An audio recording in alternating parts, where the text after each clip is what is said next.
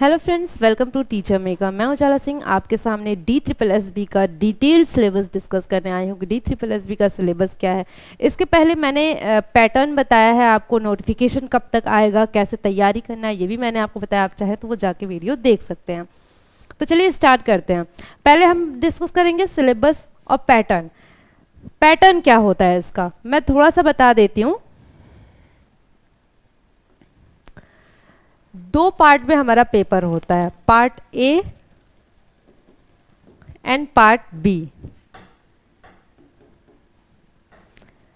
Part A में हमारे 5 subjects पूछे जाते हैं। कौन कौन से? जीके, जीएस, करंट अफेयर भी इसमें आ जाता है, reasoning, maths, Hindi and English. ये हमारा पार्ट ए हो गया। 20 मार्क्स ईच है। 20 का सारा ही सब्जेक्ट पूछा जाता है, 20 मार्क्स का। तो इस अकॉर्डिंग ये हो गया 100 मार्क्स का टोटल। और पार्ट बी हमारा 100 मार्क्स का पूछा जाता है। तो ये पेपर अलग अलग नहीं होते हैं। पार्ट ए अलग पेपर होगा, अलग दिन होगा, अलग शिफ्ट में होगा। पार्ट बी नहीं, ऐसा नहीं होता है। पेपर 200 मार्क्स का एक साथ आता है। पार्ट ए पार्ट बी उस पर डिवाइड रहता है। तो पार्ट ए का हम डिटेल सिलेबस देखते हैं तो वो होगा जनरल अवेयरनेस। जनरल अवेयरनेस की हम बात करें तो इसमें देखिए, इसमें क्या पूछा जाता है? Candidate general awareness of environment around him और हर। मीन्स कि हमारे आसपास, हमारे एनवायरनमेंट में क्या हो रहा है, क्या चल रहा है, करंट में कौन कौन सी चीज़ें चल रही हैं। जैसे कि हमारे ग्लोबल बेसिस पे ले लीजिए, हमारे कंट्री में क्या चल रहा है, ये सारी चीज़ें इसमें पूछी जाती है, जिसे हम करंट अफेयर कह सकते हैं। इसके अलावा इसमें ज्योग्राफी से क्वेश्चंस भी पूछे जाते हैं, इकोनॉमिक्स से क्वेश्चन भी पूछे जाते हैं, साइंस से भी क्वेश्चंस पूछे जाते हैं, साइंटिफिक रिसर्च से क्वेश्चंस पूछे जाते हैं, नेशनल इंटरनेशनल ऑर्गेनाइजेशन इंस्टीट्यूशन से क्वेश्चन पूछे जाते हैं, अवार्ड्स से भी क्वेश्चंस देखने को मिलते हैं हमें। तो करंट में जो चल रहा है वो तो आपको पढ़ना ही है, साथ साथ हिस्ट्री, ज्योग्राफी, पॉलिटी, इन सब से भी क्वेश्चंस देखने को मिलते हैं। जो DSSB का सिलेबस है बहुत ही ज़्यादा ब्रॉड है। अगर आप देखें तो सिलेबस बहुत ही, अब भले आपको देखने में सिलेबस 1-2 पेज का लग रहा होगा, लेकिन इसका सिलेबस बहुत ही ज़्यादा ब्रॉड होता है। और जो हमें तैयारी होती है ना, ये तैयारी अगर आपने सुना होगा, और भी जगह सुना होगा, तो तैयारी हमें SSC लेवल की करनी पड़ती है। आपने SSC का नाम सुना होगा, SSC लेवल की हमें DSSB के लिए तैयारी चाहिए होती है। तो हमें अपनी तैयारी अभी से स्टार्ट कर देनी चाहिए। आपने सुना भी होगा कि बहुत ही जल्दी वैकेंसी इसमें आने वाली हैं, तो वैकेंसी आने के बाद अब तैयारी स्टार्ट करेंगे। ये बहुत ही मुश्किल होगा आपके लिए तब पेपर क्वालिफाई करना। अगर आप अभी से तैयारी स्टार्ट कर देते हैं, थोड़ा बहुत अभी स्टार्ट करिए पढ़ना, तो आपके लिए बहुत अच्छा होगा। नेक्स्ट हम बात करते हैं general intelligence and reasoning ability. Reasoning में क्या क्या पूछे जाते हैं? तो वही कॉमन टॉपिक्स हैं कुछ, visual memory, differences, space visualisation, problem solving, analysis, judgement, decision, concepts, relationships. तो रीजनिंग के कॉमन टॉपिक्स, जो भी छोटे छोटे टॉपिक्स होते हैं, एनालॉगी से क्वेश्चंस पूछे जाते हैं, तो ये सारी चीज़ें आपको ध्यान रखनी है। नेक्स्ट हम देखते हैं मैथ्स में कौन कौन से, अर्थमेटिक न्यूमेरिकल, इससे हम क्या कहते हैं? मैथ्स कहते हैं। मैथ्स में कौन कौन से टॉपिक्स पूछे जाते हैं? Simplification, decimal, data interpretation, fractions, LCM, HCF, ratio and proportion, percentage, average, profit and loss, discount, simple and compound interest, mensuration, time and work, time and distance, tables and graphs. तो अगर आप maths का syllabus देखें तो अच्छा खासा syllabus है maths का। बहुत टाइम लगेगा आप लोगों को, तो इसलिए अभी से आप लोग मैथ्स की प्रैक्टिस करना स्टार्ट कर दीजिए। बेसिक्स अगर आप लोगों को नहीं पता है तो वो स्टार्ट कर दीजिए।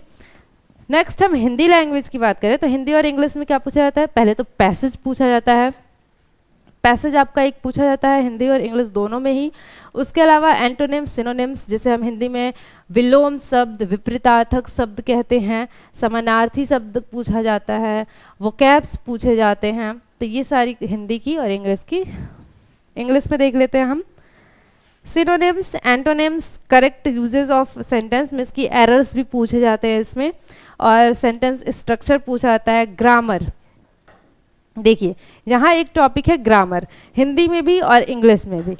ग्रामर लिख तो दिया गया है लेकिन ग्रामर के टॉपिक्स नहीं बताए गए। ग्रामर में कौन कौन से टॉपिक पूछे जाएंगे, अलंकार पूछा जाएगा या फिर संज्ञा, सर्वनाम, अव्यय, बहुत सारे टॉपिक्स होते हैं।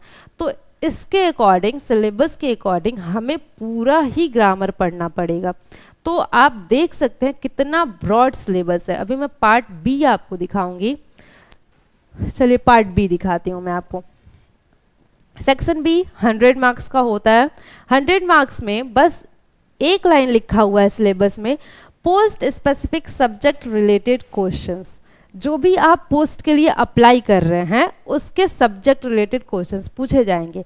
जैसे कि आप पीआरटी के लिए अप्लाई कर रहे हैं, पीजीटी के लिए अप्लाई कर रहे हैं, तो आप या तो डीएलएड किए होंगे या तो बीएड किए होंगे।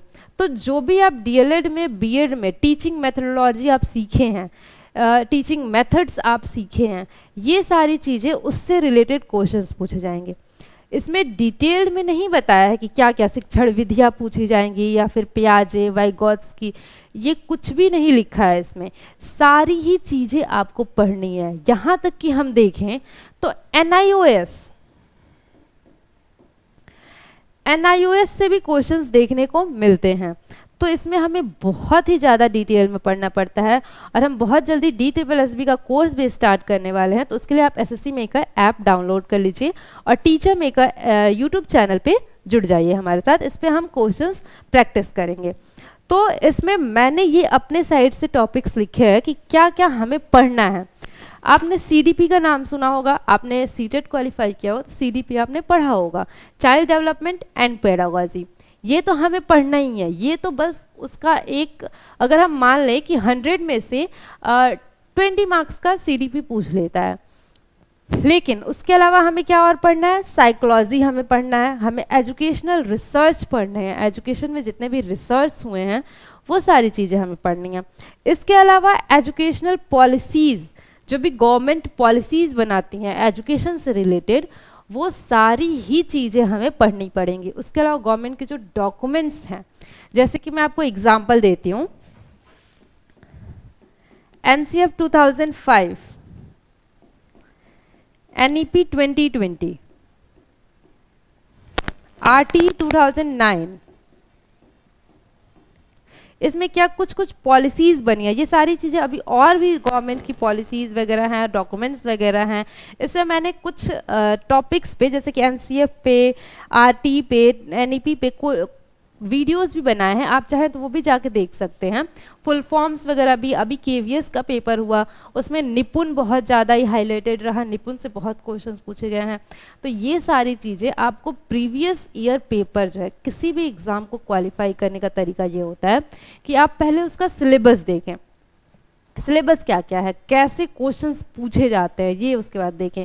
उसके बाद आप उसके प्रीवियस ईयर क्वेश्चंस उठा के देखें, उससे आपको आइडिया लगता है कि कैसे क्वेश्चंस पूछे जाते हैं। और DSSB के बारे में एक बात कही जाती है कि DSSB बहुत ही अनसर्टेन बोर्ड माना जाता है।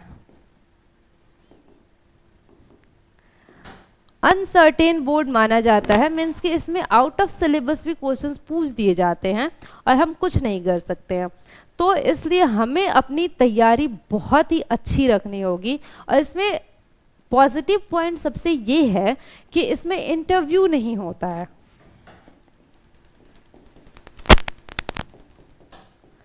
इसमें इंटरव्यू नहीं होता है। तो जिसको भी इंटरव्यू से डर लगता है, जैसे कि आप KVS में देख लीजिए, हम पेपर भी क्वालिफाई करें, उसके बाद इंटरव्यू दें, अगर इंटरव्यू से बाहर हो गए तो हमारा सिलेक्शन नहीं होगा। लेकिन पॉजिटिव पॉइंट इसमें ये है कि इसमें नेगेटिव मार्किंग तो है लेकिन इसमें इंटरव्यू नहीं होता। बस आप 200 मार्क्स का पेपर दीजिए, 200 मार्क्स का पेपर दीजिए और मेरिट बनती है इसकी, मेरिट में आइए और आपकी नौकरी पक्की हो गई। तो एक तरह से देखें तो बहुत अच्छा है ये। और सिलेबस ब्रॉड है लेकिन बहुत ज़्यादा हार्ड नहीं है, तैयारी करने पे इजीली हो जाएगा पेपर। तो कुछ वीडियोस भी है मेरे प्रीवियस ईयर के, आप चाहें तो वो देख सकते हैं जाकर टीचर मेकर यूट्यूब चैनल पर। और ऐसे ही और भी इंफॉर्मेशन के लिए जुड़े रहे हमारे साथ। इसके अलावा और भी कुछ आपको डिटेल्स चाहिए DSSB के रिगार्डिंग तो आप वो कमेंट सेक्शन में पूछ सकते हैं। और बहुत जल्द हम कोर्स भी स्टार्ट करने वाले हैं, तो उससे भी आप जुड़ सकते हैं। तो चलिए आज का सेशन हमारा यहीं ख़त्म होता है। आपको कोई डाउट हो तो आप कमेंट सेक्शन में पूछ लीजिएगा। वीडियो अच्छी लगी तो वीडियो को लाइक कर दीजिए and thank you for watching.